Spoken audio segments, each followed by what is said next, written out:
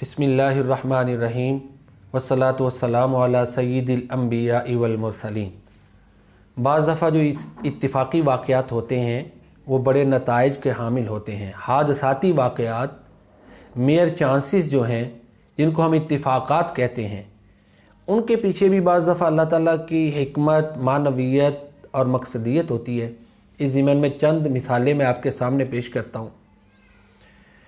حجر اسود کے نصب کرنے کا جب وقت آیا، قریش مکہ خانہ کعبہ کی دیواریں اس حد تک تعمیر کر بیٹھے کہ حجر اسود نصب کرنے کی نوبت آ گئی۔ اب ہر قبیلہ یہ چاہتا تھا کہ یہ سعادت اسے ملے۔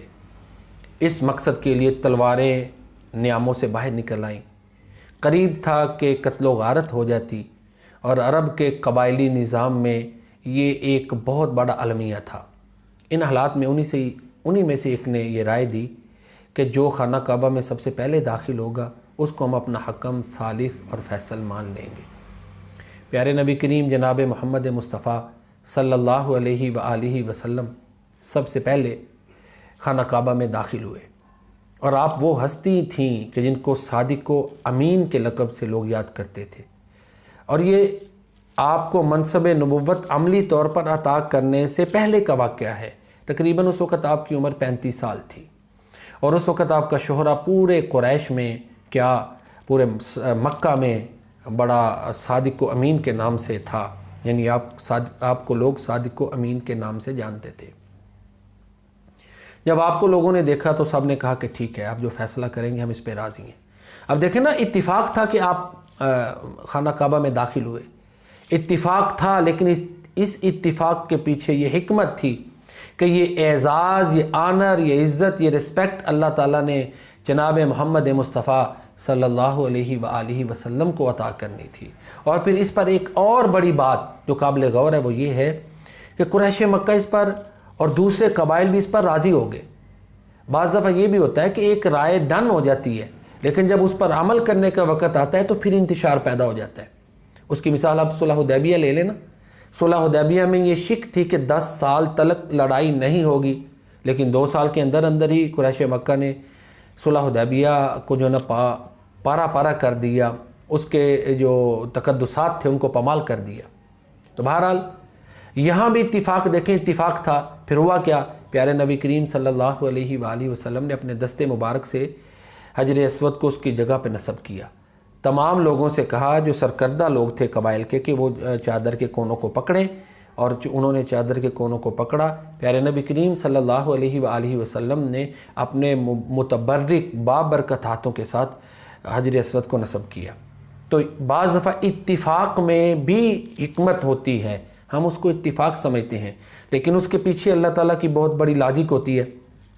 تیسری مثال اس ضمن میں، جنگ بدر کے موقع پر جو بارش ہوئی تھی وہ مسلمانوں کے لیے بڑی معنی خیز تھی، مفید تھی، اور اللہ تعالیٰ نے اس کو نعمت کے طور پہ سورہ انفال میں گردانا ہے، یاد کیا ہے۔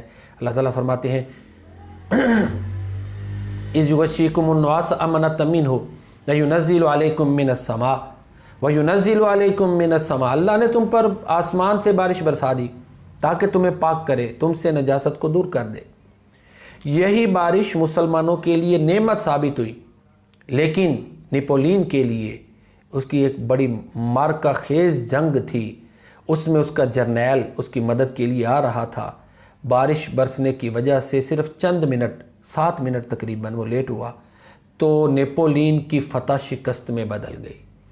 تو بعض دفعہ یہ اتفاقی حادثات جو ہوتے ہیں نا، ان میں بڑی معنی خیزی ہوتی ہے۔ اس ضمن میں ایک اور واقعہ، سیدنا یوسف علیہ السلام نے جب دونوں قیدیوں کو تعبیر بتائی، ایک کو کہا کہ تم رہا ہو جاؤ گے، دوسرے کو کہا کہ تمہیں قتل کر دیا جائے گا۔ جو رہا قیدی ہوا تھا اسے سیدنا یوسف علیہ السلام نے کہا تھا کہ میری بے گناہی کا ذکر اپنے آقا سے کرنا، لیکن وہ بھول گیا۔ ایک عرصہ بعد بادشاہ نے خواب دیکھا، سب اس کی تعبیر سے قاصر ہو گئے، سب اس کی تعبیر بتانے سے ناکام رہے۔ تو پھر اس قیدی کو یاد آیا کہ یوسف علیہ السلام اس کی تعبیر بتا سکتے ہیں اور میں تو ان کی بات کو ہی بھول گیا، انہوں نے جو مجھے کہا تھا وہ کام بھی میں بھول گیا۔ پھر وہ دوبارہ سیدنا یوسف علیہ السلام کے پاس گیا اور انہیں کہا یوسف ایھا الصدیق، اے یوسف جو سب سے زیادہ سچے ہو، ہمیں اس کی تعبیر بتاؤ۔ اب دیکھیں نا، اللہ تعالیٰ نہیں چاہتا تھا کہ سیدنا یوسف علیہ السلام ایک بادشاہ کے مرہون منت ہو کر، کسی کے ممنون ہو کر آزاد ہوں۔